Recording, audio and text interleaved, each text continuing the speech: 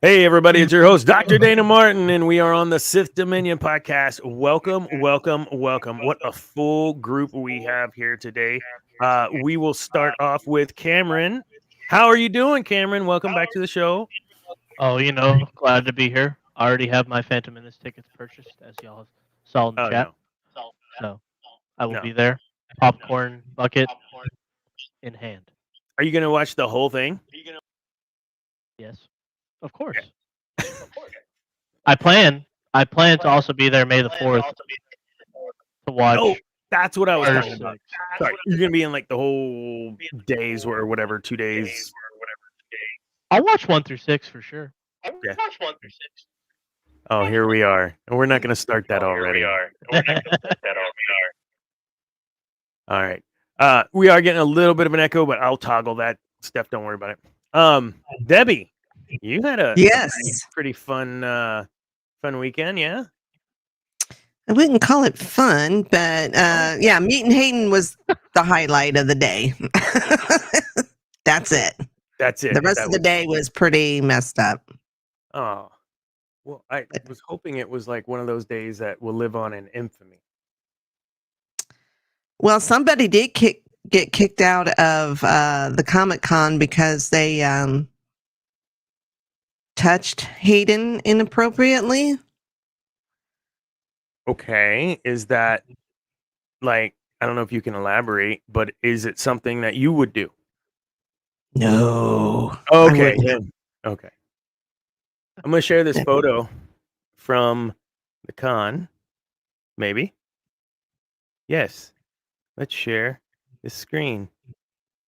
Right here. No. Here. Almost there. Yes. Okay.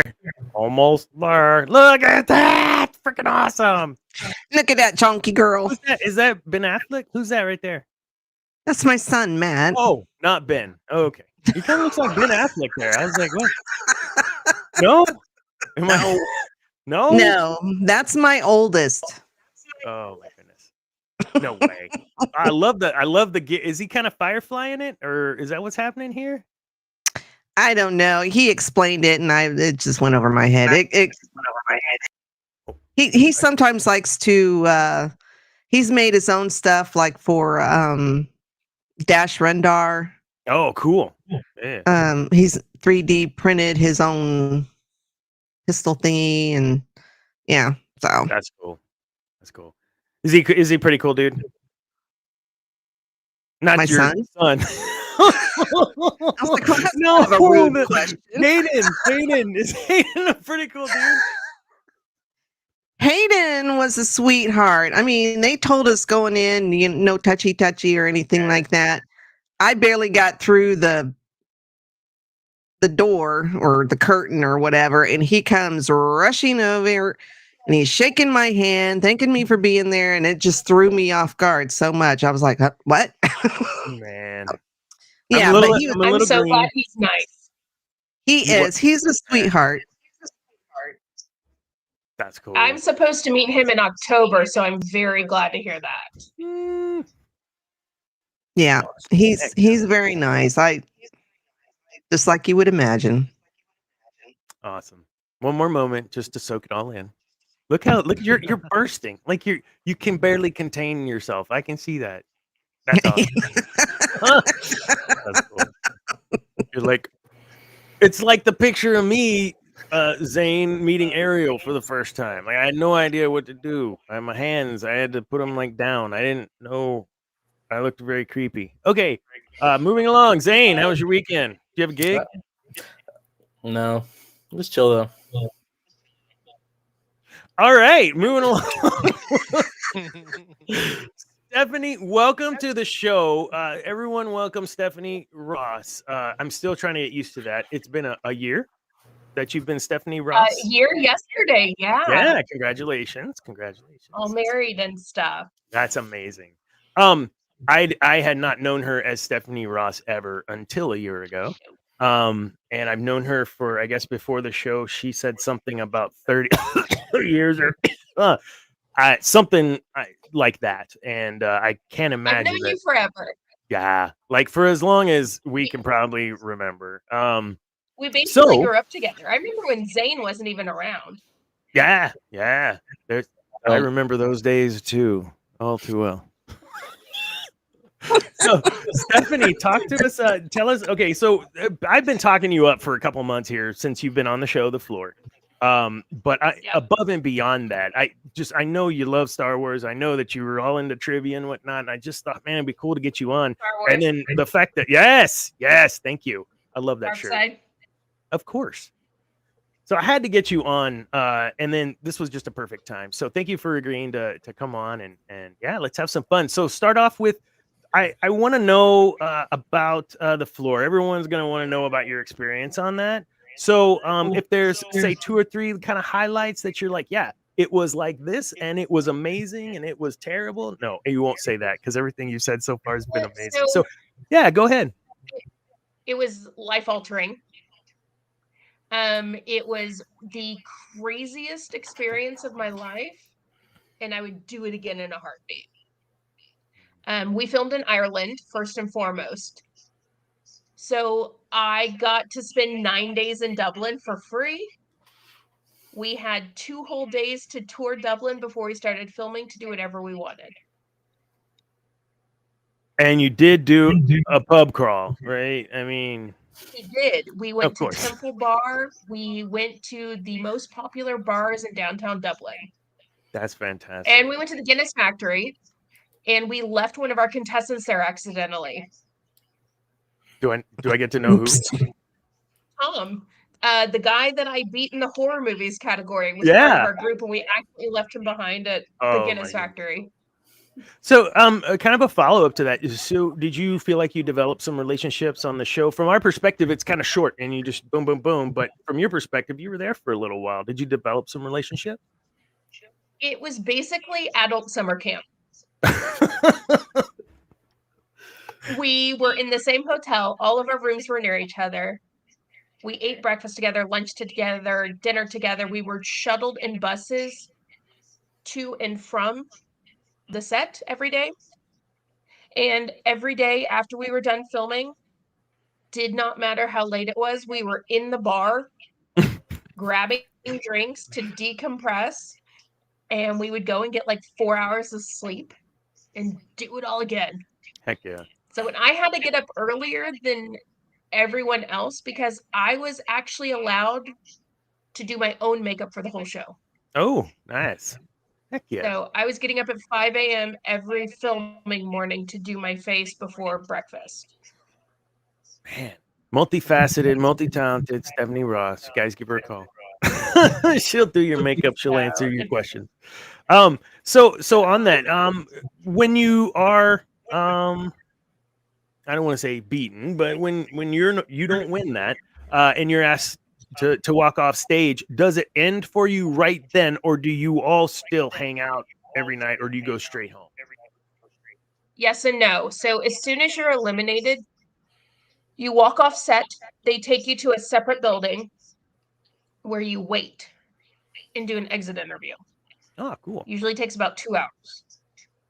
Then they put you in a taxi cab, send you back to the hotel. And I flew back the next morning.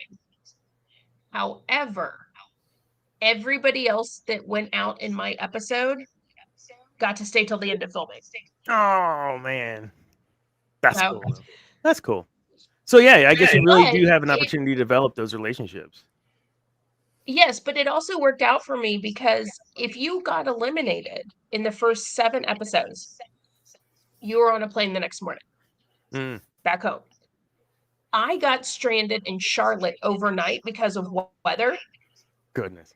So I did not come back to Texas until the originally scheduled date. So nobody knew that I got eliminated early. Wow, that was fantastic. Yeah, nobody knew watching that show. No, I had no idea. And then remember reaching out a week later going, oh man, that sucked. You were so close. And that was intense. I don't have that clip and I don't want to share that clip even if I had it because man, that was for me like one of the highlights of the show. It was so intense, y'all. Coming down to the wire. It was the first battle that got down to the last second.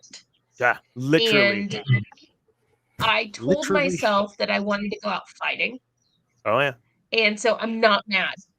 Like, it was a great duel. I It was was. very happy with my performance. Give me just a moment. Can't see my screen. I'm gonna share a clip that you've shared, and if we get in trouble, sorry. Surely we won't get in trouble. The show is on Hulu right now. It was on Fox. You can catch all the episodes, and all the episodes are amazing. All right. Okay, super. Can you guys all see this? Yes? No? Oh, yeah, I can see it. Perfect. Oh, the books category. Yeah, so the category was what? Books? Talk us through Children's that. books. And essentially, what the game is. Go ahead, Stephanie. It's photo trivia. So they show you a photo. You have to fill in the blank for this one. All right, here we go. Stephanie versus Sarah. Each person, 45 seconds. Go. Moon. Peach. George. Diary. Pooh. Wild. Caterpillar. Worms. Pass.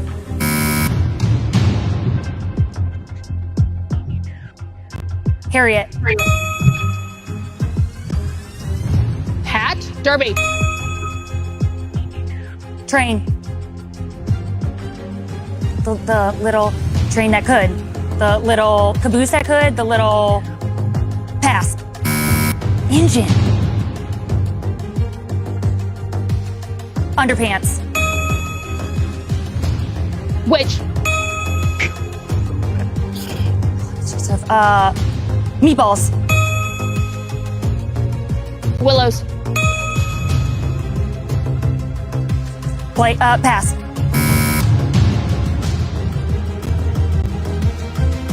Pass. Dang it! Yes. Whoop. That no. It was that was so. It's that intense. Like every round, it just gets even crazier. And yeah, that elimination round with you was good. And I'm yelling at the screen, right? I'm not,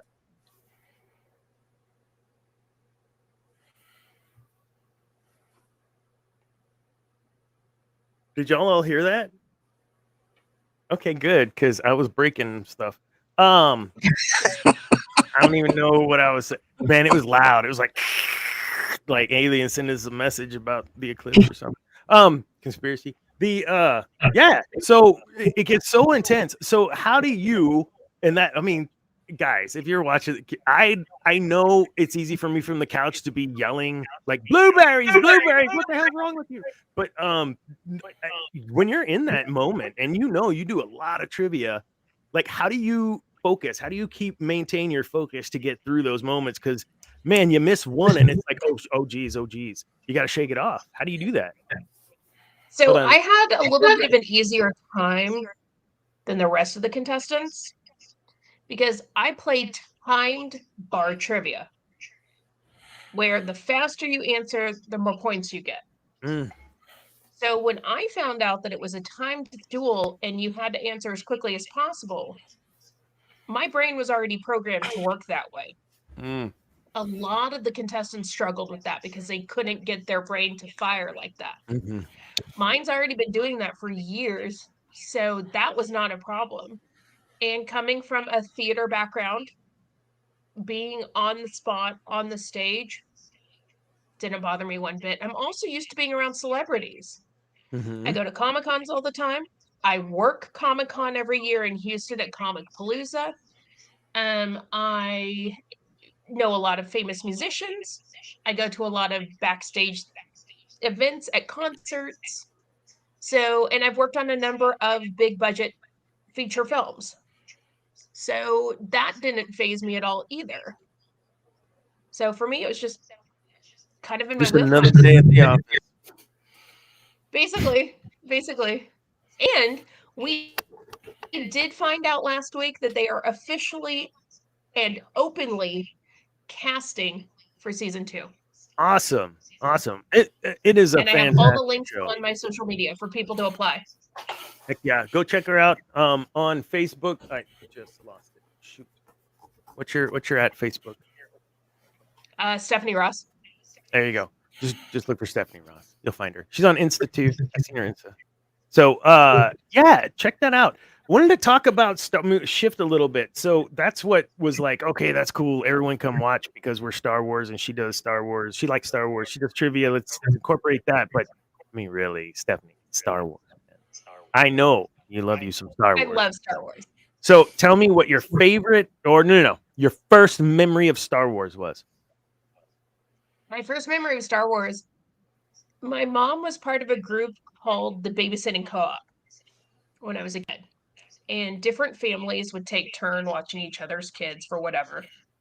And the first 4 movies that I remember watching with other kids were The Goonies, Ghostbusters, The Princess Bride, and Star Wars. I mean, Those were the 4 that got me into like the nerd group. So I love Star Wars. I've seen every single movie. I've seen all of the TV specials and shows, including the Christmas special from what year was it? When they went to Chewie's the holiday home planet. special, 78. The holiday special. It was terrible. I've seen that one. So yeah. And that is I think David Furr over on Cantina Happy Hour was saying we needed to do a holiday special view party, and dude, that would be so fun. What is that? You don't if even you want to do show that, up please let me be involved. Absolutely. Because as horrible as that special is, it is one of my most favorite Star Wars things in the entire world because it's just so. We did do a holiday special this last season for those of you playing at home, and all sorts of folks across the podcasts for Geek News Now Network. We all got on a show together and we talked through what's a real Christmas movie and what's not. It was super fun and had nothing really to do with anything. But I did open up with like talking like I was a Chewbacca because it was a holiday special. And there's 10 minutes of that in the show. Cameron, you had a question? I have about 25 Star Wars shirts. This is my favorite one that I own. I love that shirt. I have an R2-D2 Christmas sweater. Nice. So no, I'm going to meet Hayden Christensen in October, which I'm super excited about. I actually get to meet him, and then the next weekend I get to meet Frodo and Samwise Angie. Yeah. So in 2 weeks I get to meet 3 of my. All right. Listen, in my head of like top tier nerd guys. I mean, you're already going to these places. Is there a way we can get pen and paper in her hand and report on these for us while she's out there at GNN? Grand Poobah, are you listening? Reach out. So I'll tell you this: in May, I'll be going to Comic Palooza in Houston, and I'm part of a gaming group called Ultimate Werewolf Houston. It's a social deduction game. We play it. We run games for about 15 hours every day at the conventions. I have an all access pass. The last one I was at all access, I was hanging out in like a green room and like Lance Reddick was there talking to me. Like the craziest stuff. This year I get to meet one of my horror icons, which is Robert Englund. Oh, nice. And I am so excited about meeting him. So I'm going to be in like all of the restricted areas. Man. So I don't know who I'm going to end up running into or meeting or seeing. Stay tuned. So I'll reach out to you we'll see. On the other side of this. Okay, we'll talk. Cam, you had a question, but it better not be like something to start a fight, Cameron. I'm not. Okay. Debbie's like, yeah, right. No, who's your favorite character and why? Ah, great. Thank you. Ooh, for Star Wars? Yeah. Probably Princess Leia. And it's because she was Other than Princess Buttercup, as a child, she was the first female that I remember watching in a movie that was a badass, if I'm allowed to say that. Oh, absolutely. Say it. And she rocked it. Like, she was in there fighting, getting her hands dirty with all the guys. Mm-hmm. And Dana can attest to this. I was an absolute tomboy growing up.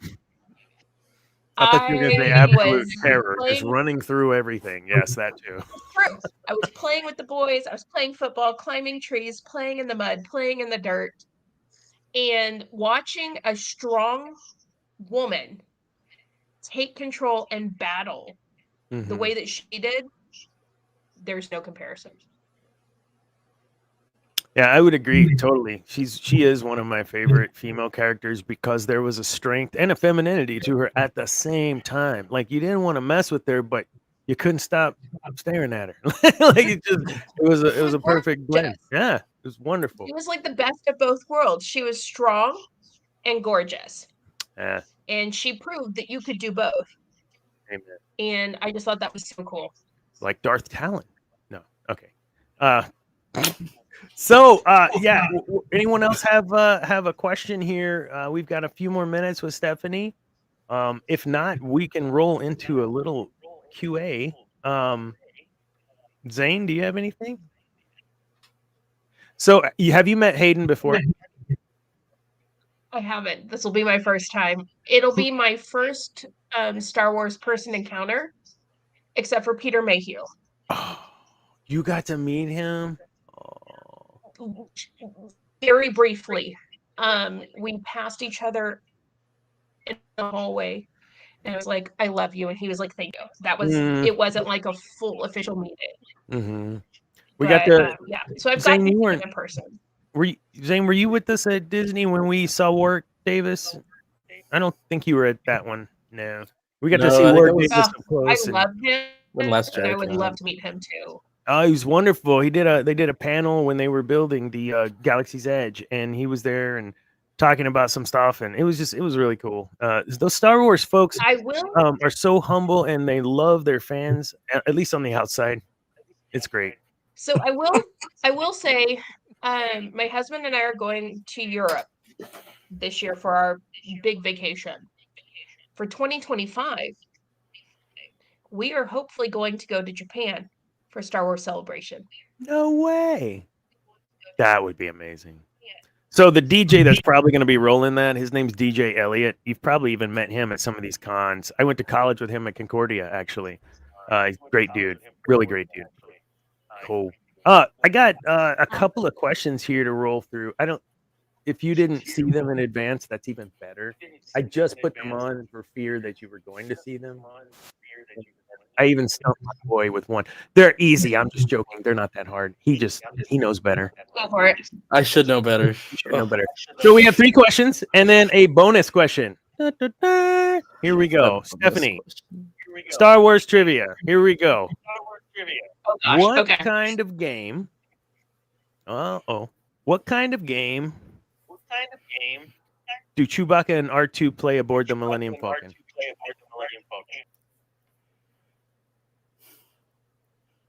I do better with multiple choice for these kind. Is it? I don't know. Is it A, Hollow Checkers? Is it B, Hollow Fight? Is it C, Hollow Jedis? Or is it D, Hollow Chess? I don't know. Isn't I it think Dejarik or something like that? It's what? Yes, it is. But it's also known Yeah. as Hollow Chess. Oh. Hollow Chess. Yeah. So that'd be E, right? Hollow chess. Hollow Chess. They don't Yeah. have hollow checkers. No, they don't have Hollow Checkers. Hold on, they're kicking Hollow me out of Chess. life. Okay. Number 2. I'll give you a hint. It's in Empire. On which planet does Luke Skywalker train with Jedi Master Yoda?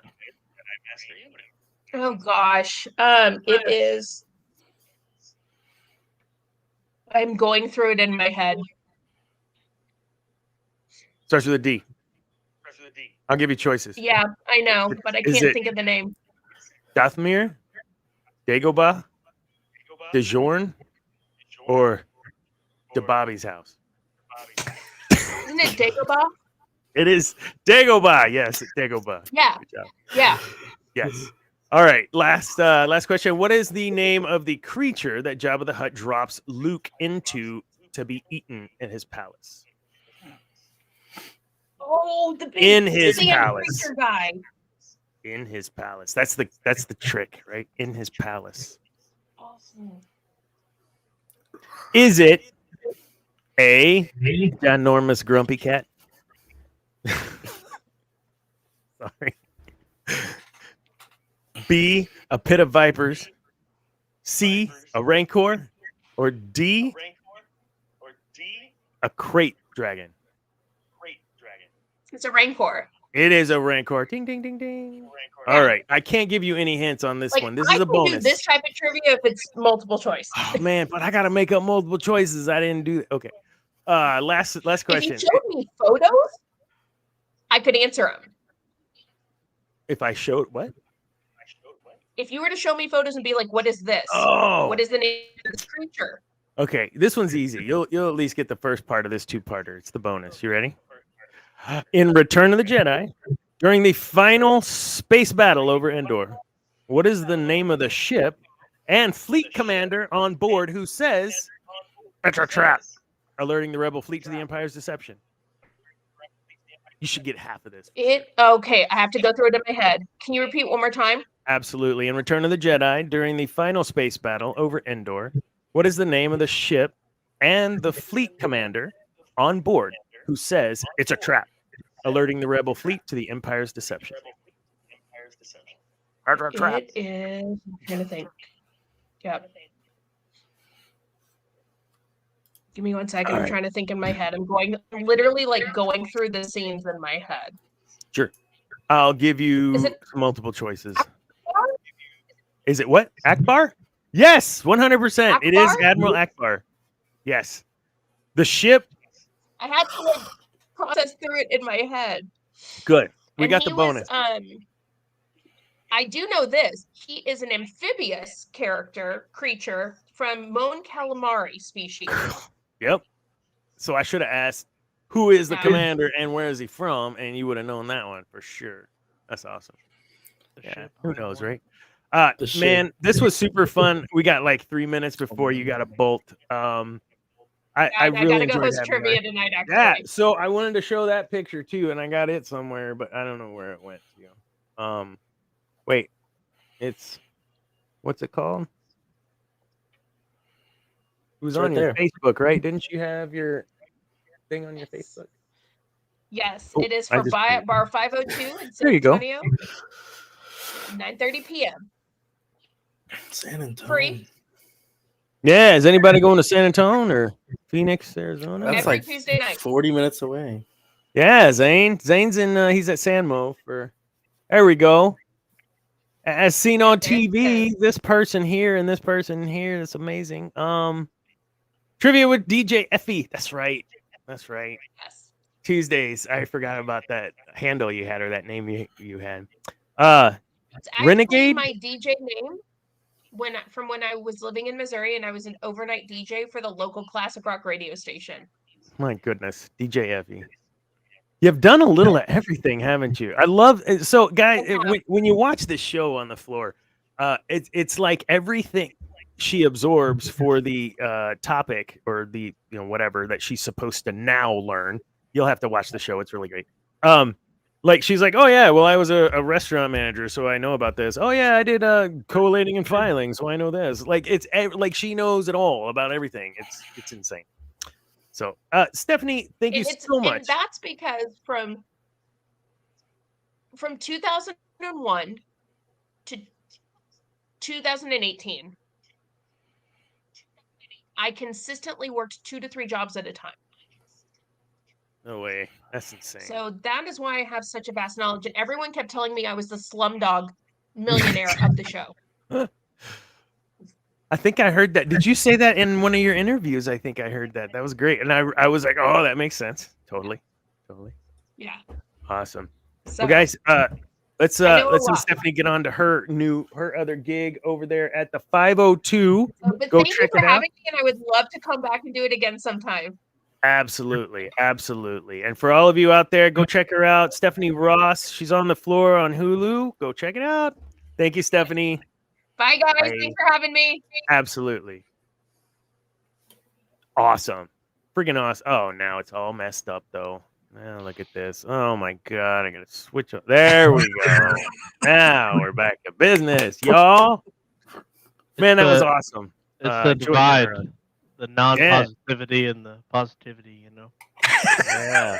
I really wanted to ask her, Dana, what her favorite era of Star Wars was, but said not to get too political. So. Oh, she'll say original trilogy for sure. I mean, she's my age, rough. I mean, 5 years younger than me, or no? Except, Holy crap, no, like 8 years younger than me. I don't even know. A lot of years younger than me. But wait, we're still streaming. So yeah, that was her.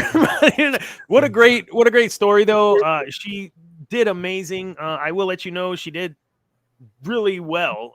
Walked away with a good chunk of cash that allowed her to, as she has stated on some other interviews, go on her honeymoon finally. So get a car, some things like she did really well. And you saw she's so fast. Thank you, Stephanie. Yeah, I was about to say the last name is not that, it is Ross now. Sorry. So awesome. What else we got tonight, man? This was a treat. It's fun. Oh. I'm gonna do it too, man. I'm gonna do it. I'm feeling good. I feel like go on a rant. Go on a rant. Don't encourage me. Oh, Dana, what are your thoughts on Lucasfilm saying there's no source material, but blatantly taking from Legends? That's the Are you face I done? make as well.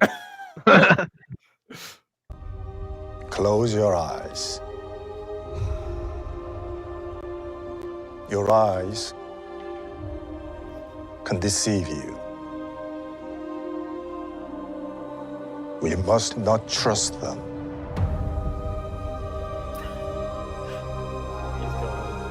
Tell me Lucasfilm what took comes him out into your mind. again. Please took him out. We weren't ready for it. Life. Balance. I see fire.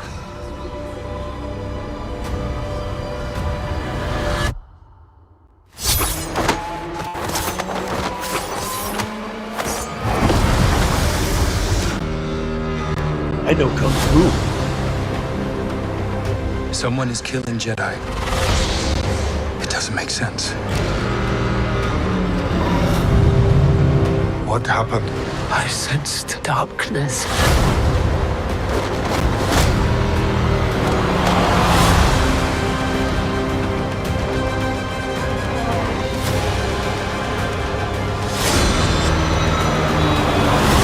This isn't about good or bad.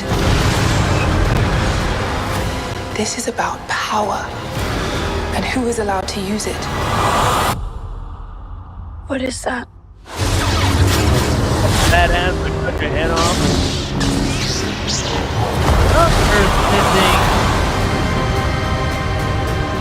Ah, the old song.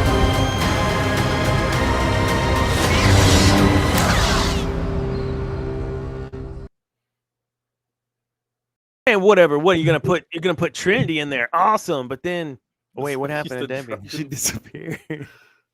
Look, see, it all got jacked up again. Yeah, you're gonna put in Trinity, and then you go to IMDb, and it's like one episode.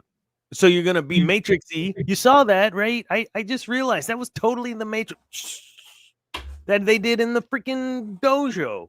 Oh my god, I don't want to go off tonight, guys. Do it. She's So definitely what's the dead. name- Episode What's one. the name of the show? Let's just start there. What's the name of the show? The Acolyte. Where's the Acolyte? Who's the Acolyte? What's the Acolyte? Oh, Have we're, we even we're- seen the Acolyte? Did we? Did we We read don't know. See, Dana, here's a couple things I think you might agree with me on. Maybe Debbie and Zane might too. Okay. So, if the if nobody knows what's going on in the High Republic, right? Like this trailer, like kind of like when you see it, Like, So it's I don't know. building. It's building for me. Who doesn't? For those who don't know that era, it is Yeah. laying a foundation. Yeah. Because no Fair one wants to enough, read the books. but yeah, there's No, books. people don't read those books. I don't think. Losers. But Debbie Nope. reads No, them. the books are hey, good. The books are good. I tried. It was tough. Debbie's like, everyone. Yeah, no, it's good. Don't piss Debbie off.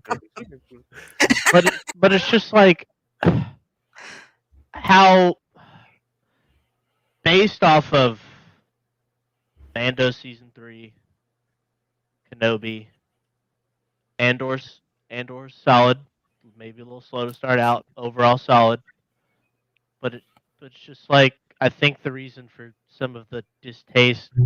I mean, the trailer's like not bad. It's just like it doesn't really give you any information. Like, what's the time setting? Okay, there's a bunch of Jedi. Maybe it's pre-Phantom Menace, but dude, in terms of attracting new fans, what are we doing?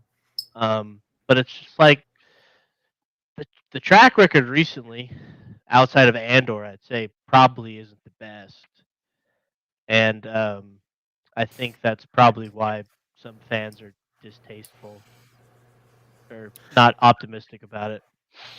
When I saw the title alone, I mean, come on, look at our show. I was so happy, and now I shouldn't get.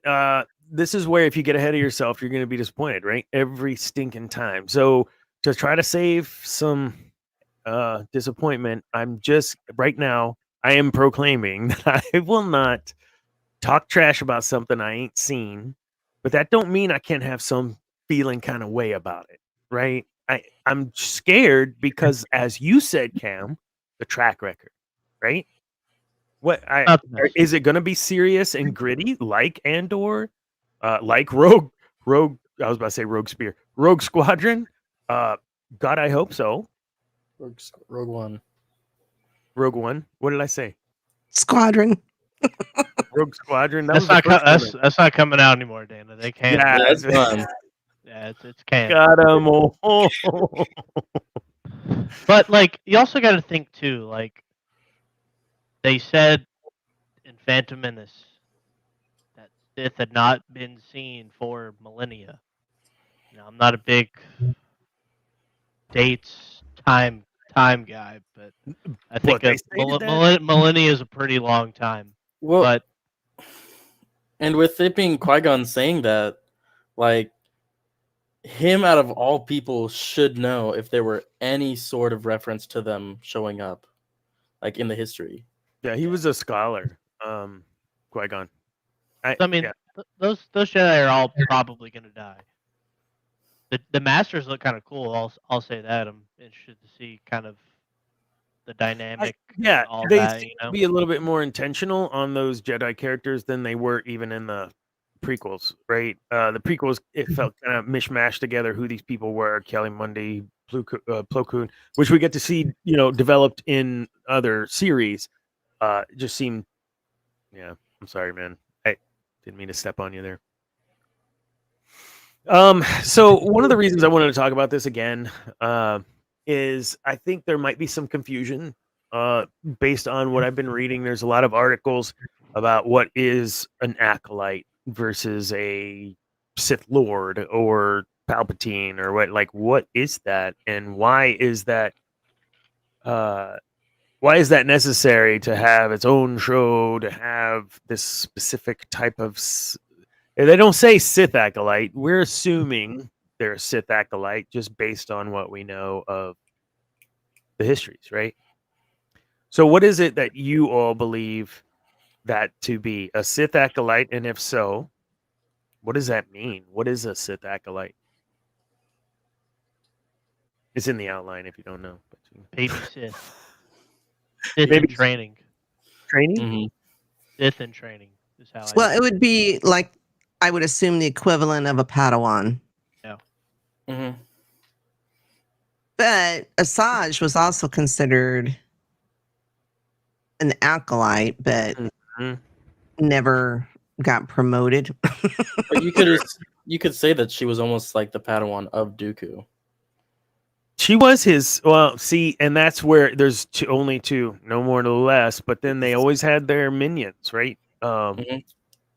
Both of them, Palpatine and Dooku, both had their minions at that time. We find out. I think that's a great point, though. Yes, title position is important, but damn, even Sith in training can be effective. Because if there was anyone that was effective, for sure, Asajj Ventress was. How much do you think her? Well, and her story we've talked about a little bit, a lot of it. But from the point of view of what we're discussing, with being an acolyte, what is it that you think made her? And it could be I just don't remember. What made her say finally, like, this isn't for me. This isn't what I want as a trainee acolyte, whatever. And I don't recall what that was. I've read the books and I just don't remember. So if you do remember, that's awesome. If not, we'll move on. But there was something that had to trigger her where she walked away. Well, It was in Clone Wars. It was, isn't it? Dooku tried to kill her several That's times. right. That's Yeah. right. That's right. And he even tried to kill her after he gave her. He was all That's She right. went back to the Night Sisters. They tried to the kill Night him Sisters. though, which was a pretty She good did. episode. And then later on was hired to go kill him as well by the Jedi, which we've talked about. I think the series has some potential. Dealing with the Acolyte specifically, we are told and we understand that this character May is who the Acolyte is, right? This youngling that says fire grows up to be this whatever. We don't know. We're speculating. But Acolyte, just like any other position, holds a very important piece to the growth of the Sith Empire. There are games Zane, I know you played tons of the Old Republic, and all of these themes are in that game. So tell me about your experience with that, with the games, and specifically how they deal with assassins and acolytes, etc., in something like the Old Republic. Well, like during those times, acolytes were usually. Hold on. Let me set the framework because some people may not know. Like this is like 1,000 years, or roughly 1,000 years before the Battle of Yavin, right? Mhm. So it's like super in the past. The Sith haven't been seen in a millennia. This is what they're talking about. Mhm. Okay, And sorry, even go ahead. what I'm saying is pre-Bane, but still Yeah. post-Revan, Yeah. at least at this time, where the acolytes were only once you were chosen, right? You had to be chosen by a Sith Lord in order to even be considered to be an acolyte. And then those acolytes, your students, were, I mean, some of them were assassins. I Mhm. remember I was you as a Sith Inquisitor, right? As an acolyte, Zash sends you to go and assassinate Darth Scotia. Scotia, Right. yeah. Yeah. I remember. And yeah, I've played that too much. Played through a couple times because it's so cool and you get to change shit. It's cool. Yeah. I needed that legendary player emblem on multiple servers. But yeah, I mean, they always seemed like they were doing everyone's dirty work. However, they were really just the students of the bunch. Sith Dominion switch work. Right, man. I can't. Me I'm too. already playing another game right now, and I one is enough. Sorry, Josiah. Oh, 2 games if you count the Galaxy of Heroes. So I do play that on my phone every single day You've been playing that since it came Force out. Awakens.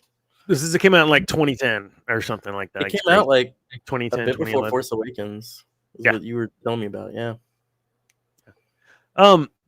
I think it's interesting how they can take these. We don't have any content. I'm going back to you, Cameron. Again, I'm not trying to gaslight you, but I'm ready. We don't have anything to draw from. Oh, here's Thrawn. We don't have anything to draw from. Oh, here's Acolytes. We don't have anything to. Shut up already. You just it's okay. We're okay with it. Are we? Can I speak for us? We're okay if you pull from those resources. Yeah. Debbie, what's your Do it favorite right. resource from all of that that you would hope that some of this stuff you can't do unless you're going to totally rewrite everything? But is there something maybe from what you've read, because I know you've read a lot of that too, what that you'd like to see that maybe could happen? Well, I mean, Thrawn was always my favorite EU character. I was just so excited when they announced that, they were bringing him back. Because I think they announced the books first before he appeared on Rebels. So I was just, mind blown. I was so excited. I screamed all over Twitter. Well, X, but it was Twitter back then. So yeah, I was really excited because he was my favorite EU character. There are a lot of great stories, but the problem is, they all involve Luke, Han, Leia, or Mara. So it's hard to pull from that and not include them. Now they can, Thrawn was a big part of that group, but they were able to pull that character at least. I wish they would. What's his name? I'll screw up his name. I really enjoyed Prince. Oh, Zishor or Zyshor, whatever. Yeah. Yeah, because didn't he have like Leia in a trance with his pheromones and some weird shit? Right. Like, it was, I remember that. Yeah. So I enjoyed that character. I mean, there's a whole lot of characters that they could bring in and maybe bring at least their backstory from EU and bring it into the new stuff. That's my thoughts. Yeah. But yeah, there's a lot of good stories. Some kind of went a little too long. There were a few that kind of. Are you referring to the 20 book Vong War? The Vong. There were parts of that I enjoyed. Yeah. But then, after, the 18th book, it's like, oh my God, is this ever going to end? Yeah. But the Kata story was really good. Yeah. Wait, was he the one that joined the Royal or the Palpatine's Guard? Or no. Palpatine's Guard. This was Han and Leia's son, Jason. Sorry, wrong. There's there's a comic with these two dudes that were Force sensitive Jedi that were ended up being not Praetorian, but like the guards. Not what we see in Jedi. It's a different guard, but it's like the Royal Guards or whatever. Anyways, I thought that was it, but no, I got you now. We're good. But yeah, there's a lot of characters. I think they Dash Rendar, they could bring that in. Yeah, there's a slew of characters they could bring in and use their backstory and insert them somewhere, either animated or live action or movie, whatever. It was Dash was one of those, and then there was another one within that series of the Jedi. Katarn. Yes, Kyle. Katarn. Shut up, Kyle. Yeah, Kyle, man.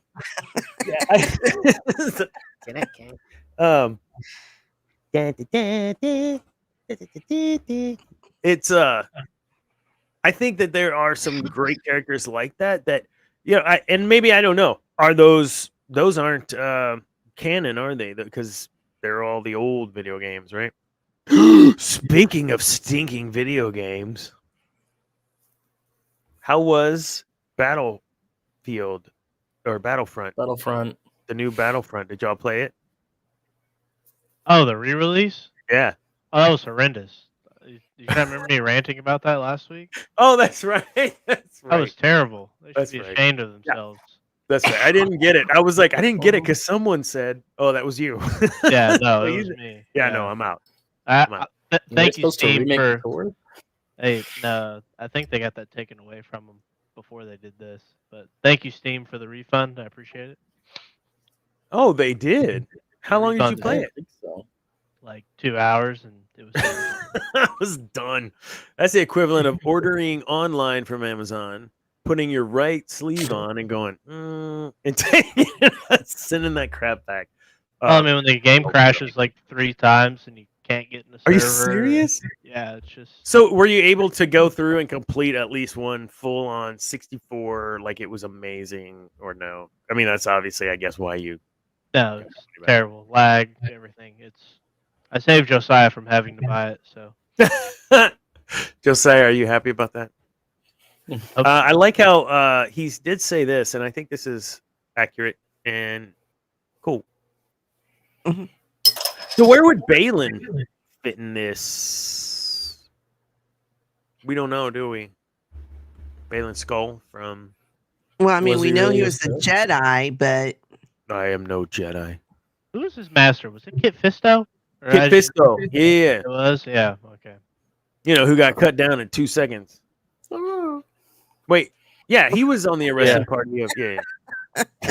It's because he was out of water. They left him out of water for like 8 hours. You can't do that to a Kit He Fisto. traded like 2 or 3 blows with Palpatine, though.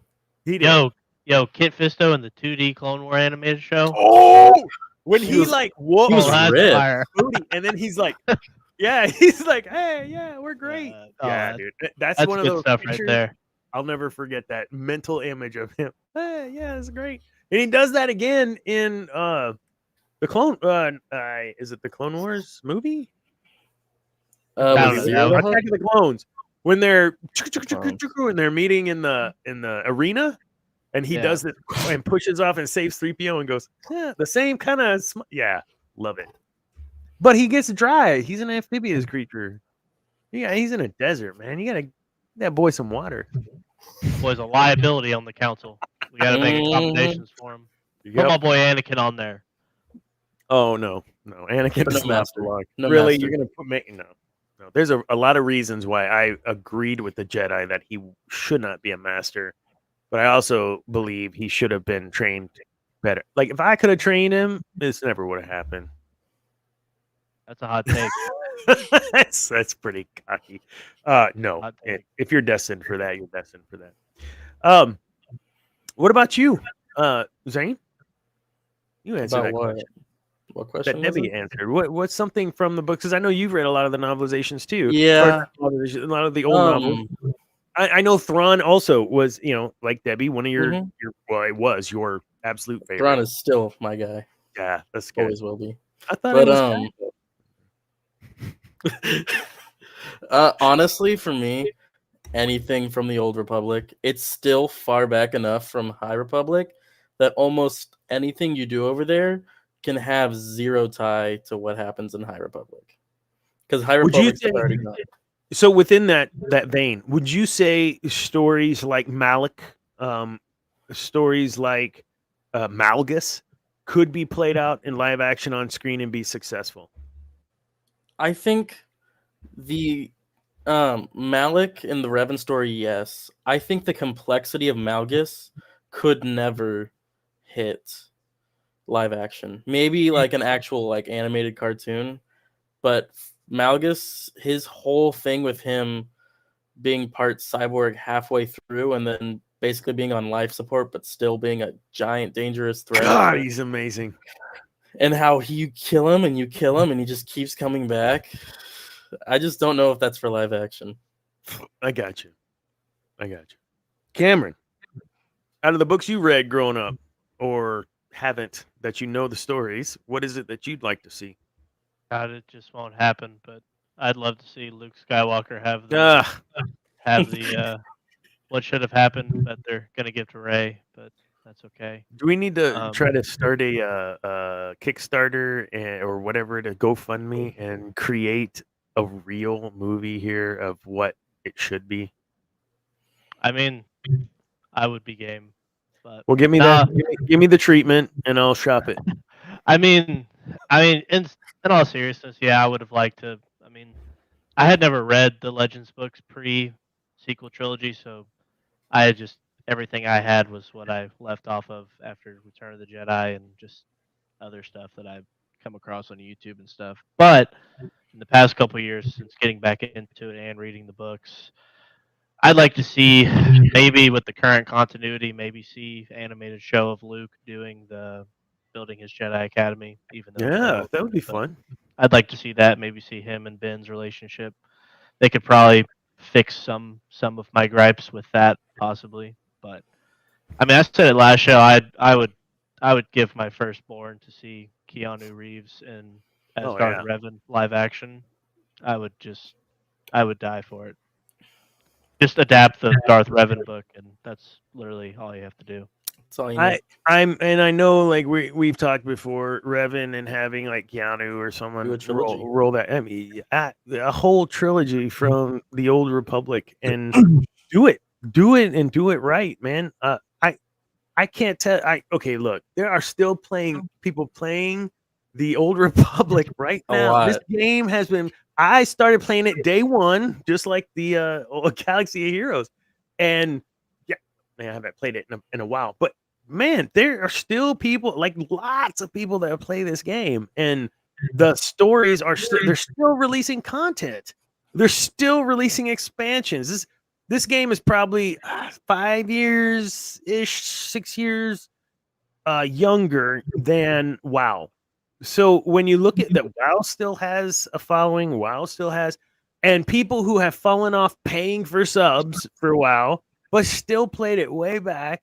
I think, dude, listen to me, Disney. You're sitting on a gold mine, but I'm saying it right here. Everybody else has said it. It doesn't matter if I say it. Don't be stupid. Make the money. I'll pay you. I swear to God, I'll pay a ticket in the theater 8 times to see Keanu Reeves as freaking Revan. You're going to get me all pissed off again, and I can't do that. Well, see, Danny, you got to give them some slack, and I'm not one for giving slack to Disney or Lucasfilm. But, I mean, they have an impossible task that I don't envy them on, because, I mean, we have sort of source material, right, that's now Legends or the Old Republic games, and we have a pre-expectation of how the show should play out, right? Yep. And history has shown us they're not going to do that. You know, I think Debbie had said before when they announced the sequel trilogy, she was looking forward to seeing the twins, I think, or something like that. And then, like 6 months later, they're like, "Yeah, that stuff's not canon anymore." Which, I mean, George probably he would have done his own thing. I know he wasn't a big fan of the books or whatever, but it's like the track record of them doing stuff that makes sense, or even remotely having a plan for what they want to do instead of just flying by the seat of their pants, which has been, the past. I'm sorry. Did you say that they fly by the seat of their pants? Yeah, they have no plan of what they're doing. And well, I mean, they could even do, and it could be live action or animated, a bounty hunter show with all the different bounty hunters. They were going to come out with a game called 1313, which was about the, I think, some bounty hunters and the underground of Coruscant. Mm-hmm. Okay, so the game got canceled, so make a series out of it. Okay, or a movie, who has whatever. read the Rogue Squadron series? I've read like half. Some of them. Please read them all. Okay, and it's only like 7 books. Don't worry about it. Read them all, and know that that's going to be some of the best shit you've ever read in your life, right? And not only that, imagine what you have read. Okay, Zane, you don't think you've read them, but imagine what you read, but in this crazy. I know some of y'all have seen this. This animation style.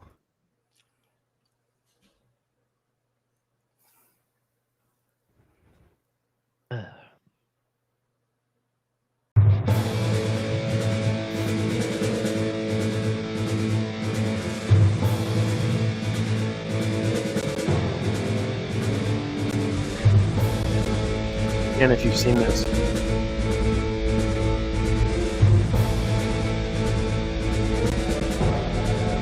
It's giving Halo Legends vibe. Facts. That's all I was gonna say. Oh, he lost him. Lucasfilm took him out again. He was getting too riled up.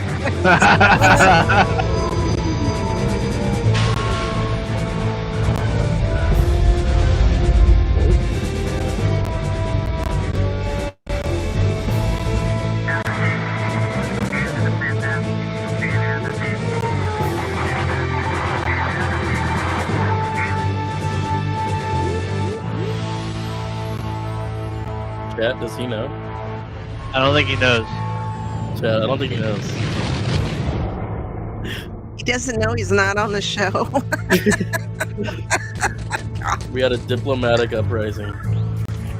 What? Oh, damn. He's back. He's back. He's back. You don't think I know what? What? Okay. I've been watching the show. Is he cleaning up his mess from earlier? Maybe. Oh my god, this is so 2005. Yeah. I don't like the that's music. I feel like I'm booting up Shadow the Hedgehog on my PS2 right Listen, I That's want like this. Speed Racer, but for I want this so bad. Yeah. This room, like I used to watch the show Battle for the Planet. It was amazing. And this is totally it. Not yet take out the 80s heavy metal. But Rogue Squadron in this anime, dude.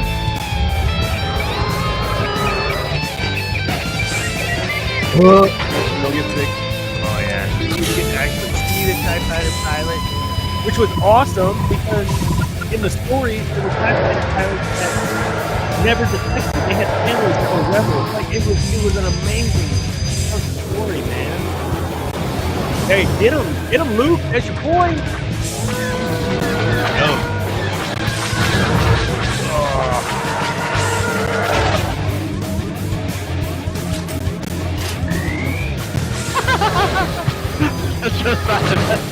That's literally me. Hilarious.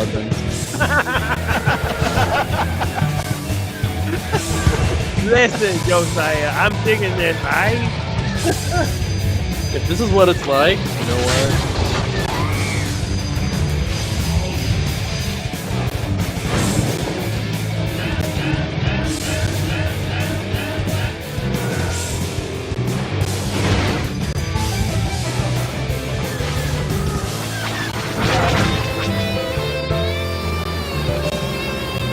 Oh, they have an interdictor.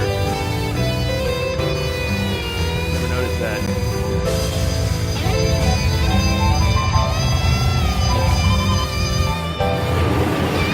Those interdictors, if you don't know, they would create gravity wells, and you couldn't jump to hyperspace because of those gravity wells. So they had to tear those up first to make the escape.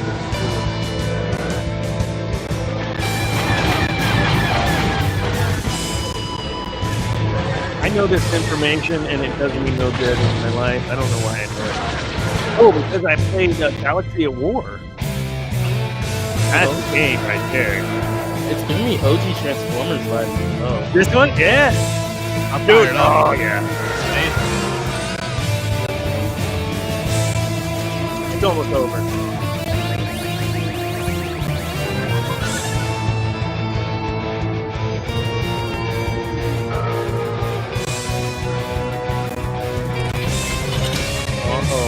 Uh-oh. Use your ult.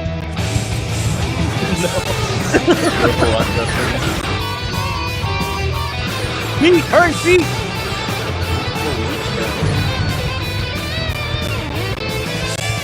Nice. Yeah, get him, boy. Get him, boy. Yeah. where's he left?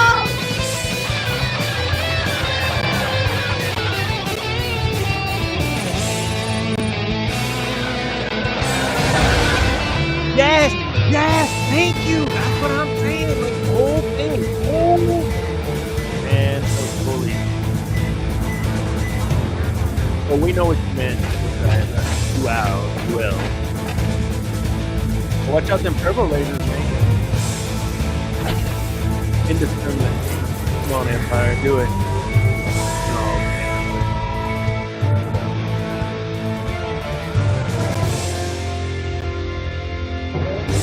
you may smile,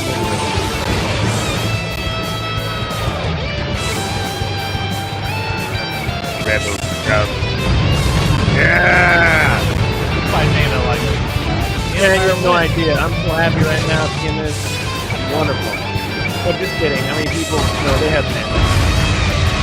They're rebels, baby.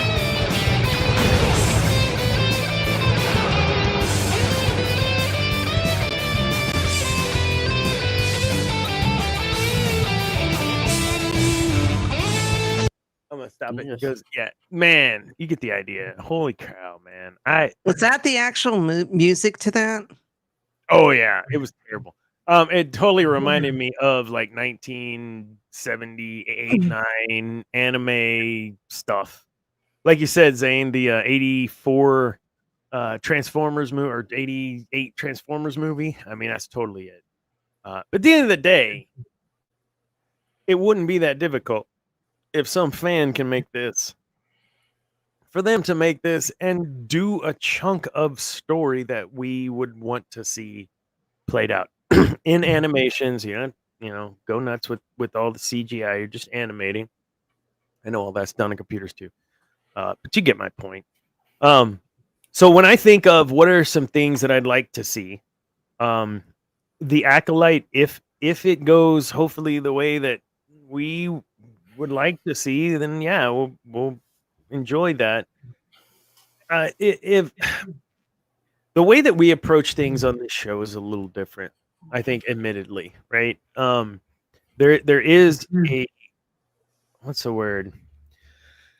Emphasis put on the Sith and the dark side as the name, but that doesn't mean that there isn't good stuff to come from this stuff. And when I see this, like you saw, the Empire was doing pretty well, and you had the bomber, you had the I can't remember the name of it with the pointy, and then you had TIE fighter, regular TIE fighter, hunter, TIE hunter. And when you look at those three, they worked together. They did what they were supposed to do. I like the propaganda video comment. And I know Rebels kind of do to you, oh, Wedge, watch my butt. Yeah, I got you, Luke. Whatever. It's just fun to watch that stuff. It's fun. And war's not fun. I'm not saying that. I'm saying that seeing that stuff kind of played out, right? In fantasy land, not in real life. It's exciting. That's why we watch and pay money for things like Top Gun or what have you. Saving Private Ryan. Those are good stories, and there are stories that are just as good in the Star Wars universe, if not better. I don't know. Tell me I'm stupid. I don't care. But that's my 2 cents on that. I mean, are you asking what we'd like to see from the Acolyte, or what? Or... Sure. What is it that you hope is going to happen? Not that I want to dash your hopes when it comes out, but surely you've thought, man, you know what? I hope they do X in this show. What is that? I mean, I hope to maybe see some how. I mean, I'd probably like to see some Plagueis, how that like some other Sith Lords. Plagueis, what's the guy before him? What's his master's name? Yeah, I'd like to see something like that. Maybe see how that inner workings kind of. I've listened to about like half of the audiobook of the Darth Plagueis book. I'd like to see something like that. But probably the most important thing I want to see, and I've said some of the interviews with some of the cast, and maybe it hasn't always been about Star Wars. It's been about other things, but I hope that Leslie Headland is as big of a fan as she says she is, because I would like to feel something, a Star Wars project that comes out that feels like there's some passion behind it, as we just got done talking about, like some love to the story, love to the characters, because these are all new characters that we're bringing in.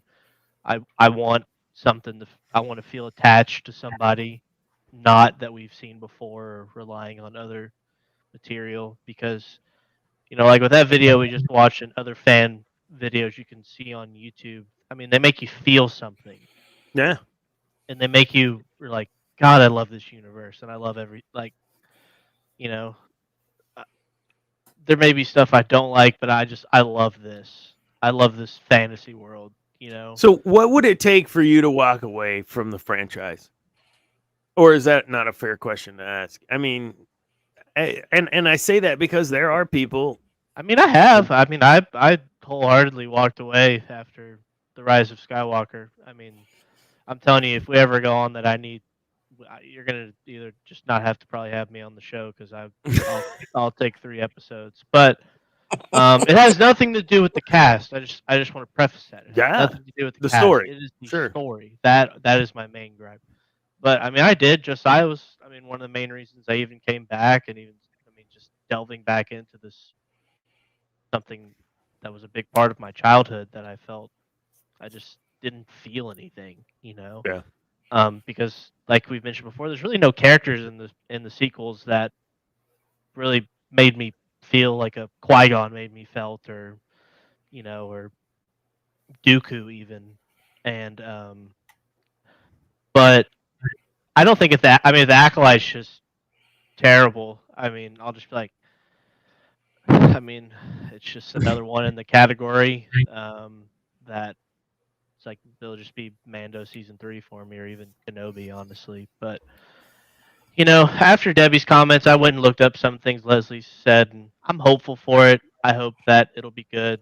I just want to feel something. I want to feel love to this universe again. And Debbie's not like a Green Beret. She wins the hearts and minds of the people. I love it. Yeah, I mean, I will admit I was maybe a little irrational watching the trailers, and I think I might have been too hard. But to be fair, she has said a couple of things, but I'm just hoping that it was just something that she was just, because sometimes people, I know sometimes when I talk, I just get off track and yeah. It really has nothing to do with whatever. So I'm hoping that's what it is. Yeah. But yeah, I mean, she says she's a Star Wars fan, not so much prequel, but she is an original. I don't know if she ever said anything about the sequels, and we'll leave it at that. That's probably a good thing. We're not missing nothing. For the best. But I'm hoping that this is more from the Sith point of view, Sith orient. And I don't feel that they're pushing that so far, at least in the trailer. I think you would agree. Everything was Jedi, Jedi, Jedi, Jedi, Jedi, and then one little, and then of course the fight with Carrie-Anne Moss. But is it just me, or does it not seem like, at least from the trailer, it's leaning that way? I don't want them to humanize the Sith. I'm tired of us trying to humanize the bad people. Like, I want villains to be villains. Like I don't want, like, there is no good or evil. It's about power, or whatever she says in the trailer. Like, you want to see that absolute power corrupts, absolutely. Like, you want to see that and visualize that, because you're right. I think that the stories do lend themselves, and I talk to it and I use it about redemption, about the humanization of a villain. What is their real motivation? Why are they doing those things? It's not necessarily an evil thing. It's just what they're trying to accomplish. But you're right. Sometimes you have folks that are like, dude, I can, and so I will. Yeah. And I don't think we've run into that character yet. Well, Malgus, but not everyone knows Malgus. I think Malgus is a lot like that. Who? Yeah, Vitiate. The initiate. Yeah. Vitiate, the original, like, big emperor. Yeah. I don't want to feel like, I mean, I guess I want a Thanos level Star Wars villain. Like, that's what I want to see in stuff going forward, whether it's in Rey's trilogy or whatever. Like, I want, like, when you look at him, you're like, or the Joker or something, like, that's a villain, not like, oh, he's just misunderstood, or the bad people are bad people for reasons. Who has seen Tombstone, the original, not this BS that they're going to be throwing out with friggin'. That's a rumor. They better. Oh, it's a rumor. Man, you got Debbie fired up for no reason last time.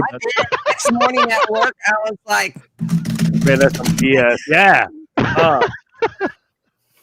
Val Kilmer says two things in that show that I think could translate very well to the Sith world. He says some people just are born to watch the world burn. That's not the exact quote, but that's pretty much what he says about Johnny Ringo. Like it's a reckoning. It's just he just wants to see it all burn. The other Alfred side of says that, something like that too. To do what? Batman. Alfred says something like that too in The Dark Knight. Yeah, he does about Joker. Yeah, they just want to watch the world burn. There's no reason, Yeah. rhyme or reason to it. They just want to. It's just who that person is and how they're wired. Now, one of the reasons I do what I do is to prove out, right? Like nobody's really like that. At least people that I encounter. Are there people like that? Absolutely. We can look through history and see some of that, even the history that we get. But we're not going to talk about propaganda. Josiah already did that earlier. So, the point is, yes, there's all these great pieces, all these great storytelling. And there are characters that we can use already that they can tap from. But if they don't choose to tap from those characters, to your point, Cam and others, give me something that I haven't seen, which is going to be difficult, but that can exist, that does exist and can exist in that universe. Don't give me another Mary Sue Ray. Again, it's not you, Daisy. It's not you, Daisy. It's not you, Daisy. Don't give me another one of those. We had it in Luke-ish, right? You won't deny that, Cam. I know. A little bit. Not as bad as Ray, but we had it a little bit. He actually took damage, I guess. He did. He did. He lost a limb. You know what? She didn't lose a limb, did she? She took no damage. She was supposed to be blind in the original. She lost a friend. Script. Yeah, she lost a friend. Or lover, or whoever. She also destroyed her grandpa, which is what he wanted her to do, but he still didn't transfer his essence, which... Cameron is very passionate. I love passion. Sit there full of passion.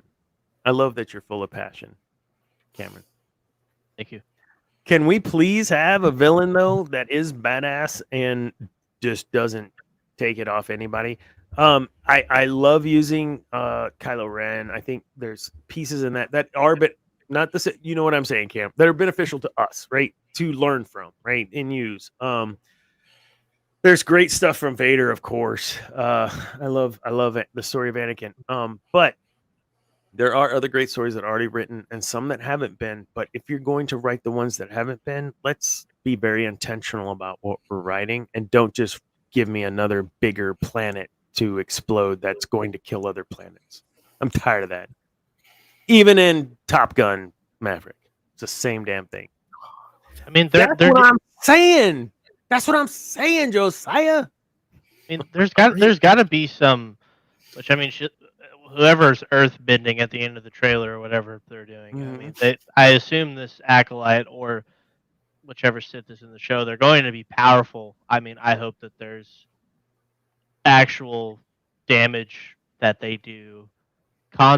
We see the consequences of certain actions that the Jedi take. Maybe we see how maybe information about this Sith is not, transported to the council somehow or what, or why they keep it a secret, or however they choose to hopefully explain, keep the continuity somewhat together. But I mean, I don't want our villains to be humanized. That doesn't. They're not villains. Villains are not. I mean, sure, maybe somebody can be misunderstood, but like they've done that too much. Some people just are evil, and that's the way that they are. So for me, it's always the why, right? Like, why are you trying to do this? And if you're just plain evil, there still has to be a why as to why you became that. You pulled legs off of cockroaches or cut the wings diagonal on cicadas to watch them just spin on the table. Not that I ever did that. I mean, does that make you a psychopath? Maybe. Maybe. What are the choices that you made that prevented you from becoming a psychopath? And what are the choices that the Sith Lord made that encouraged the psychopath activity? I don't know how to say that. I mean, but you get what I'm saying. Like, we want to see that. We want to see what the inner... because nobody wakes up on a Sunday morning thinking, you know what, I'm going to take over the world, unless you're Pinky in the Brain. But no one just says, I'm going to take over the universe. There's something that has to motivate to cause this path, this journey, and understanding.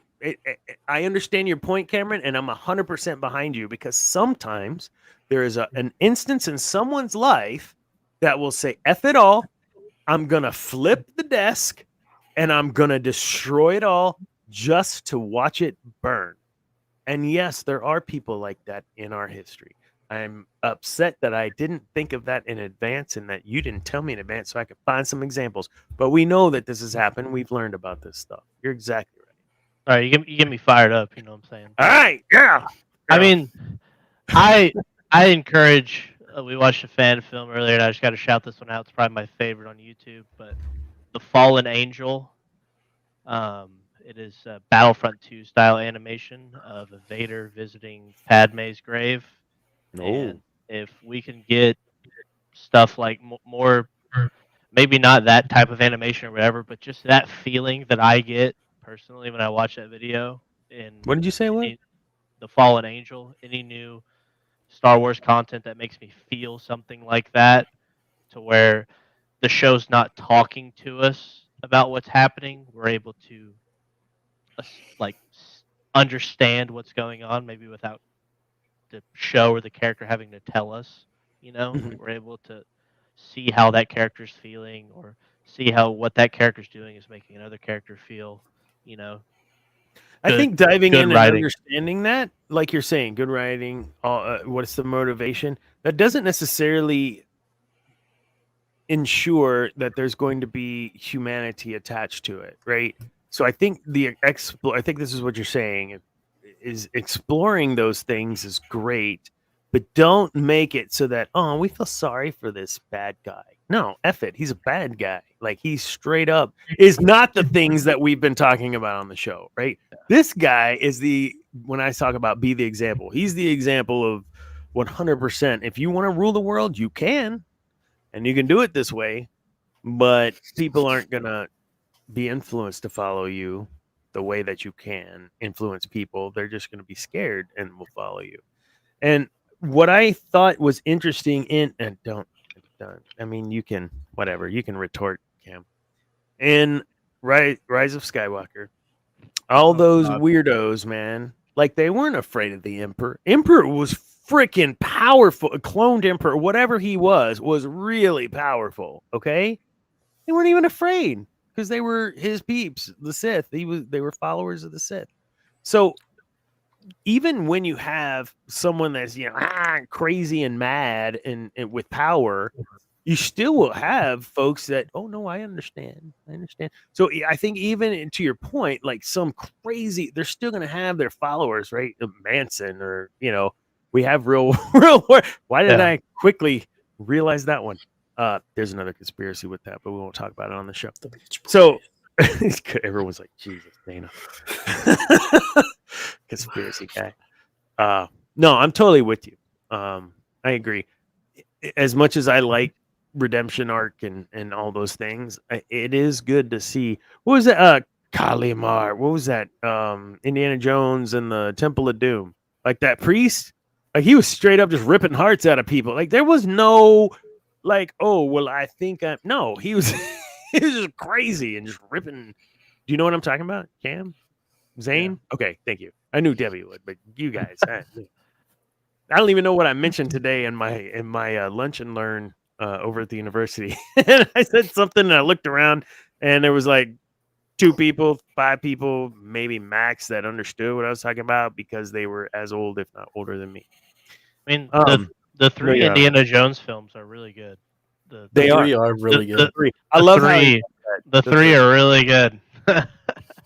But you had Shy in one of those, man. Like, it was good, honestly, right? Shout out to Harrison Ford. That man is truly about his money, because they killed Indy and they killed Han Solo, man. I'm sorry, what? I mean, kill is a metaphor. Oh, they don't destroyed give him his character. Yeah, I got you. I was like, I haven't seen the last. He was good in Blade Runner, the newer one. He was really good in that. I just saw that. Debbie, I have a question for you. You've met Hayden. I don't know who all you have met, but I just gotta know. If tomorrow you had a chance to meet one of these geeky actors or actresses, who would it be? Or you just In- tapping out because In the Star Wars universe, or anyone in the geekdom, oh, Momoa, or I mean, I don't know. Hiddleston, Sebastian Stan, yeah. Oh, she got a list. Harrison she's- Ford. Well, He's because reading the list. they're also in my harem. So Oh, that's right. We still don't know. have a harem picture for the Sith Dominion like I saw on the Canteen Happy Hour. I'm very upset. David Furr, dang it. Can you send me that pic? I Actually, need to think make it's a on new the one thing. because But anyways, there was. If I could have a little bit more of a conversation with Hayden, I would love it because that was just a wham bam, thank you, ma'am type of Sure. thing. So yeah, Hayden would be on that list. But yeah, I have people in the geekdom that I would just, if I didn't freak out and faint or lose my voice or just become my shy self when I meet new people. Just to sit down and have a little conversation.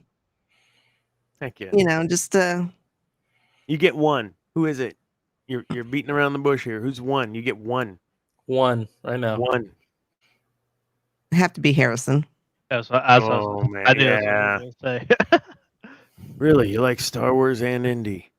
That's great. No, he likes Indiana Jones. Yeah? He gets much more. Yeah, giddy he's about not a that, big I feel fan like. of old Han, is he? What is this? Oh yeah? Dude, that one was it. Yeah, that's a fun one, man. He was talking about. He was What is talking this? about. He was talking about that Fallen Angel video. The Fallen Angel Yeah. one, right? I've got it, but we've watched a couple of videos. This show, we'll bring it up next episode. I have it already pulled up. I'll pop it in the next one. Folks, man, you know what we did? Yes, more complicated bad guy. Yeah, Maul.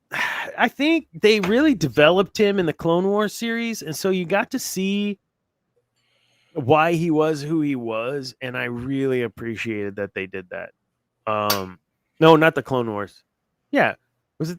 Which one was? Yeah, where they went back and showed how he came to, with Savage and all of that too, right? And Mhm. it was good story. Cam, good storytelling. Nod to Cam.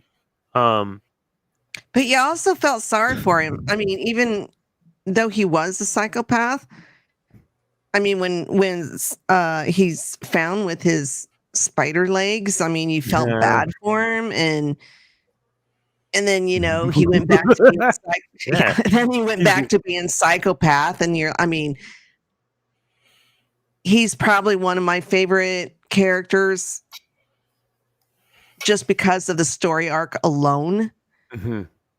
Because he thinks he's Palpy's right hand man, and I think he was just a puppet all along. And he realizes it, but gets cut down literally. So I before think he that's can a do great. anything about it. That's a great point, Debbie. He dedicated everything to he was tortured. I mean, he did everything he was supposed to, and then Palpy was like, huh. "Hey, he got cut in half. Oh, well.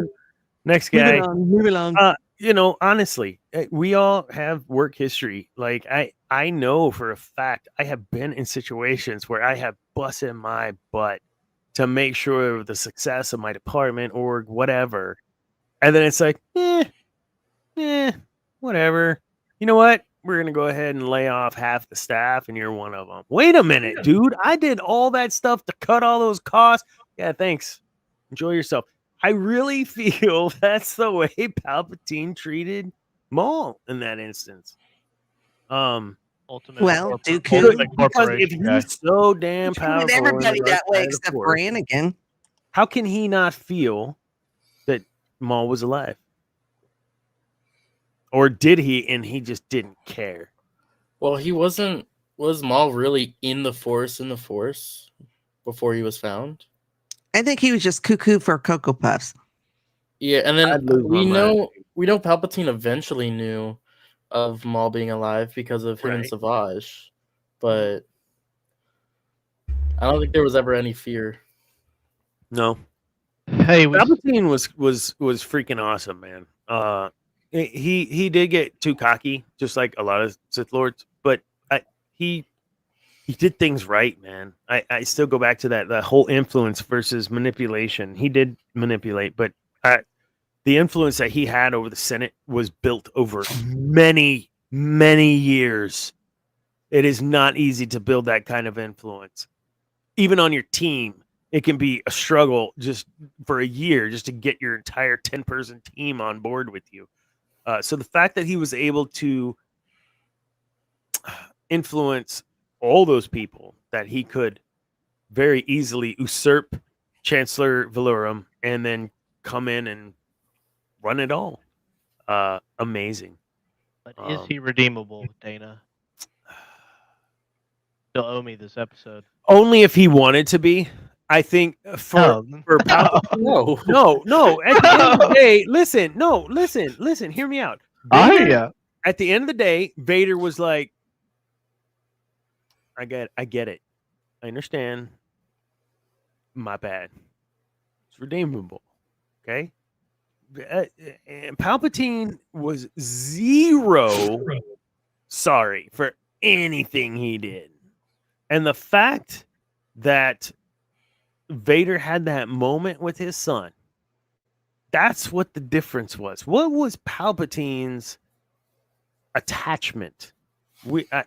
Did it say, and I haven't read that book, so you guys will have to correct me, but did he have, a lass or anything, a lassie or anything, or any sort of connection or attachment that he could feel passion for, like Anakin felt passion for? See, I think Palpatine's not passionate. He's passionate about taking over. He's not passionate about people. If he's passionate about people, then he probably would have been redeemable because he would have taken that step back. Sorry. Dana, go to Bunt's Books on YouTube. I will send you the clip and listen to the excerpt of when he kills his family and tell me that guy's redeemable. I mean, I'm sorry. I don't think the devil is redeemable personally. I don't. You have some very strong feelings about Palpy, don't you? No, I mean okay, because let's say even Vader post Jedi lives. Yeah, he is still a war criminal. There's no like him and Luke go to whatever and live happily ever. No, he is like we can agree the best thing that happened to him was him dying. Yes. That was relief. Yeah, the rebels they tortured people to read those books, man. They tortured people too. Sorry. Yeah, I mean, but Palpatine, like he is. I mean, I haven't finished the whole book, but like, I mean, he is the ultimate. Just wants to watch the world burn. Mm-hmm. That is what he was born to do from the get-go. I love Emperor Palpatine, and I'm not saying he's redeemable because I think don't walk back now. Don't walk part back of that is you as the individual have to like feel that and want that. Palpatine didn't want that, not one bit. So as long as it's not something he wants, then no, he has to want it. It's just like trying to do anything. Like I can't get a promotion. Like someone's not just gonna hand me that shit. Like I gotta want it. I gotta work for it. I gotta make myself seen, visible across the corporation, whatever. Like the same thing with Vader. He was more concerned about his other extracurricular, especially at the beginning of his tenure with Palpatine, because of his passion for people, for his passion for Padme. Friggin' yeah, we know like he was a man and he probably had all these whatevers. And then yeah, at the end of the day, I'm not saying he could be redeemed, but it really is about what's in that villain's heart, right? Is it that holy crap, I just woke up and I can't believe I did all that? Yes, I'm a war criminal. Take me in and do what you must. That is a redeemable thing. Palpatine would never have done that, ever. So no, he wouldn't be redeemable because his motivation does not change to want or desire to have those connections with folks. It wasn't that Vader wanted to be redeemed. Understand me, please. It was that he just wanted that relationship with his son, even for a moment. Even for a moment. And that holy, right, feeling of I'm in this moment with my son in a loving moment. Yeah, redeemed. I'm sorry. You disagree. Redeemed. Like redeemed, but not being held responsible. I'm not saying that. Redeemed, he lives, he spends the rest of his life, even though he knows he could destroy everything with the Force, he spends the rest of his life imprisoned voluntarily. So something like that, like I get where you're coming from, but I really feel that someone like Palpatine, I mean, they've got to have the motivation to have something other than conquest, or else no, they're not going to be redeemable. Oh, I can't believe I just said that, but yeah, you got me to say it, jerk.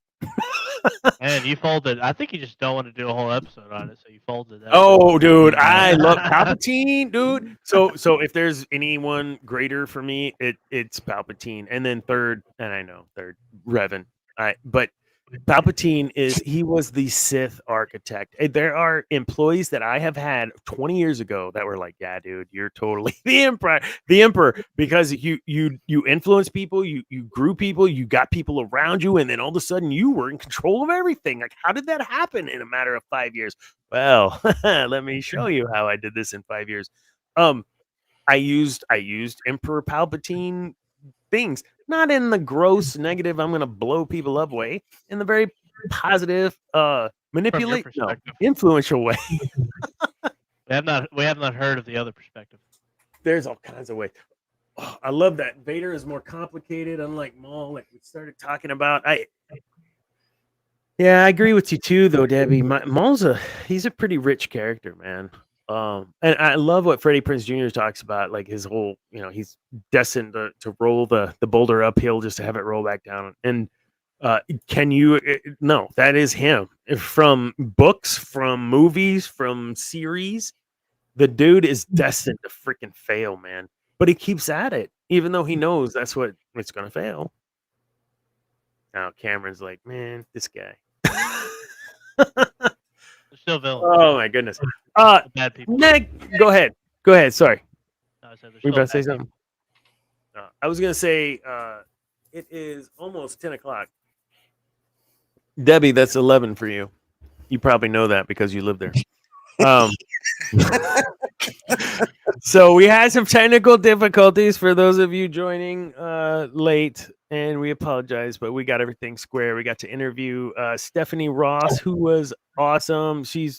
We're gonna have to get her back on and really start talking Star Wars. I'd love to hear her thoughts on some of this stuff. Yes, I have known her for 30 plus years. Great person, very loving, caring individual. Love her to death, Stephanie. But go check out The Floor on Hulu.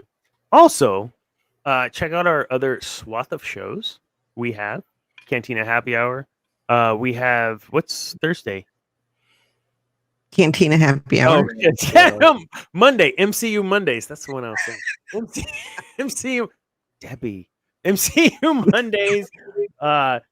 Then Sith Dominion Tuesdays, and then War of the Stars on Wednesday. War of the Stars on Wednesday. Cantina Half Hour on Thursday. Geek Gauntlet on Saturday. Geek Gauntlet on Saturday. Need to make you a Google Doc, man. Yeah. I used to have it in there so I could read, like when Kat was on the show a lot, because Kat would make sure I said it, and if I didn't, she'd be very forceful and tell me this is, she would say it. Outro, here are other shows. Yeah, right. I actually did. I would put that on there, but I've been lax since she hasn't been on the show in a while. I've been trying to get her on the show. For those of you that do follow the show and miss some Cat interaction, she's just been really busy and haven't got her But she is doing the other things, promoting the show and doing all those things with AV. So thank you guys in AV. So that's our slew of shows. We have April 1st coming up. Not that we write satire, but we write satire. Just be on the lookout. It's going to be super fun on April 1st. Enjoy the lofts. They're going to be so fun. I haven't written shit. But I did actually, that's a lie. I did write something, and then I asked after I wrote it, can I write about this? And David Poobah was like, no. And so I have this whole article that is satire that, oh well, I'll Boo. start over. So, but Cam gave me a great idea today, and I'm going to write on that, but I only have 4 days to get it done. So I got the Big Perm treatment. We all did, if you know Big Perm. And he says, not 10:02, not 9:55, 10 o'clock on the dot. So April 1st on the dot. Be on the lookout at Geek News Now for all kinds of fun stuff being released. And with that, this was episode 30, folks. Thank you. Thank you for people that actually tune in to watch. Thank you for the several of you. Michelle, no one, whatever. I can't remember your name. Sorry. For joining. You were there for like an hour and a half. The rest of you, Josiah and company, thank you for joining. Any parting shots? What do you got going on this next week, Cam? Going to visit family this weekend. Awesome. I'm reading The Two Towers right now. Oh, and that's all I got. Nice. Debbie? Absolutely nothing, because I'm still recovering from this weekend because of all the freaking people. Yeah, well, and you were sick last week at the beginning of the week. Like, you probably weren't 100% anyways. Well, but... my voice still isn't quite back to normal. Like in the morning, I wake up and it's like, way down here. I could probably scare the shit out of people. But yeah, I'm just going to be recovering and trying to work on stuff, which I'm always working on stuff. I just never follow through on it. So I know a guy that can help you with that. His name's Dr. Dana Martin, but he has a whole nother business. So if anyone, no, seriously, folks, like I did this thing over at the university today. It was really great. Just talking about communication, behavior, and motivation, and understanding people. The book that I'm in the process of writing is called Be the Example, and it's going to be fantastic. From my perspective, I hope you think it is too. We've lost Cameron. He's walked away. But I see a beautiful piece of art of a dog. The cat's not beautiful just simply because it's a cat. It has nothing to do with the artist. No offense to present company, Debbie included. Yeah, that is a great. That's cool. Where did you get those paintings of those dogs, of the dog? Yeah, I can't hear you. You got your. Oh, sorry.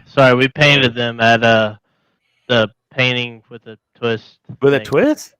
I think whatever the place is in town. Yeah, over there on like Dominic and over by the Coles and all that. Yeah. So my wife did our cat, and then I tried to do our dog, but it got touched. Well, the dog's the best one. You know why? Because it's a dog. Good for you. No, they're both great. Even though my cat chewed my power cable to my monitor, so chewed it up. we got the painting with a twist. We just got the bag to take home like a year and a half ago, and it's still here. We haven't painted it. Like, we should have just done it there. But one of them is like a piece of wood, and it's a pirate ship. Awesome. And the other one is Darth Vader silhouette. Like, well, oh yeah, it's gonna be awesome. Can't wait. When I get those done, I'll show you guys. Book, so I can't do it. I couldn't color a coloring book correctly, so I'm not artistic. Yeah, man, those lines, they get in the way. They're tough, man. Let me tell you. Zane, what do you got going on this weekend? Any gigs or anything? Yeah, I'm playing in Austin this Thursday at 6. It's at the Little Longhorn Saloon. You're streaming that? Hell I'll see what I can do, but come should on. be playing for some Bowmore. That'll be fun. And then potentially I don't know where it is, what time it is. I don't know anything. I just know that this next weekend, I'm playing for Hank the Fourth. So if y'all are looking for anything like next Saturday, That would be the first weekend in April. 6th. Yeah, the 6th. Yeah. Anything Central Texas, look for Hank the Fourth. It'd be an awesome gig. You're going to be playing for a descendant of Hank Williams Jr. or Hank Potential descendant. Senior. Like, that's amazing, man. That'd be great. I'm real proud of you, son. That's something. But make sure that you have something else, because the gigs won't last forever. Trust me. Okay, just kidding. I know if I put my mind, I know I could go out and gig right now. I know that. I just don't have that. I don't have that as my focus. So don't look down on me, son. Just know I've already done it once. I don't need to do it again. I've done it twice. I don't need to do it again. Man, thank you guys. Stephanie Ross, if you catch this podcast and catch the end, you were absolutely wonderful. Yes, I got your message that you had a fantastic time, and yes, we'll absolutely get you back on. And probably I'll talk around and see if we can't get you on another one of our shows with all of your other Comic-Con experience and whatnot. It'd be good to maybe get some of that on another show too. So thank you, Stephanie. Really appreciate you taking your time and putting it up against the wall before your gig. So if you guys are just tuning in or whatever, go check out Stephanie at the 502 there in Santone. Enjoy that. Any parting shots or anything else? I think we kind of ran the gauntlet tonight. Oh, not the Geek Gauntlet, but we ran our Star Wars Gauntlet.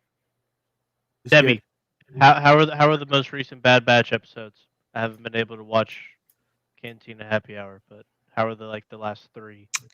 It's been really good. I don't think there's been a bad episode yet, and I think tomorrow's episode we will see Asajj. So I'm very excited. Yes, I'm very excited because she is also one of my favorite characters. I have a lot of favorite characters, if you haven't noticed, but yeah. Asajj is awesome. Yeah, so I'm really looking forward to that and see how they explain what happened at the end of the book to where she is now. So without breaking or yeah, that's the time. That's right. That is that timeline. Holy cow! And y'all are covering that this Thursday. After. Yes. Okay. All right. I'll be tuning in. Cool. Make comments. Make fun of me. I don't care. Yes. See, and I keep saying, like, until I'm caught up on whatever. So sometimes I'll jump into Cantina if I've already caught up on whatever they're watching. They're revisiting Mando or whatever. But otherwise, I just stay away because, like, I don't want to get. Or I join at the very end, like, hey, I'm gonna jump in and make a stupid comment and then jump out. But yeah, are you gonna keep up with the Acolyte with us? I mean, like, what are we gonna talk? I mean, we have to talk about that while that's going on. Oh yeah, I mean, totally. Yeah, and so the thing is, like, we haven't experienced this yet, Debbie, where we have a show that both shows could talk about, both Star Wars shows could talk about. Like, we haven't had one yet. In the way that we can with this one. We could with Balin and whatever, but this is like the focus is this. Like, I can't wait. And then we could even do a crossover show. I don't know why I'm waving my hand. So excited. Darth Zane, not you, Zane. Darth Zane, David Furr. Freaking, let's make this happen, brother. We'll do a crossover show like on a Wednesday. We'll do our own shows on, and then that way, Debbie just all week has to be on podcast. Yeah, let's go. Yeah. Y'all killing me, man. I mean, did you ever think, in your 20s, this is what you'd be doing in your 40s? 60s? 50s? I don't see that, but, I'm not going to be that guy. I can pull out the driver's license. No, don't do that. Don't do that. 1963. Man. Was a good year. I have something this weekend for those of you in the area, Central Texas area, and Bryan College Station. Well, actually, we're sold out. One night only, Drunk Shakespeare. I'm doing the Tempest. We're doing the Tempest. I'm King Alonzo. I still don't know my lines. It's this weekend, but I'm going to be drunk, so that should be real fun. I'm one of the drinking people, which means I'll be drunk before the show, and during the show, they will still be delivering me drinks. We'll see how it ends up. We had our first dress rehearsal, and it was an absolute train wreck. No, I'm just kidding. It was amazing. It was fun. So funny. Some really great people. And if you know anything about The Tempest, it's one of his like funniest things, plays that he's written.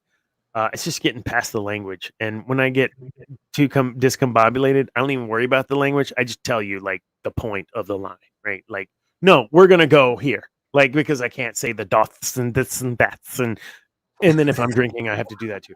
Point is, my poor grandmother had pinged me a lot, or had talked to me, and she's like, "I want to get some ticket. I want to go see you at Drunk Shakespeare." I'm like, "Ah, cool." That was like 2 days ago. It's sold out. 200 seats. It's sold out, and it's only one night. So I know my grandmother's not watching, but I'm gonna have to call her tomorrow and be like, "Sorry, you can't come see me." Make an exception.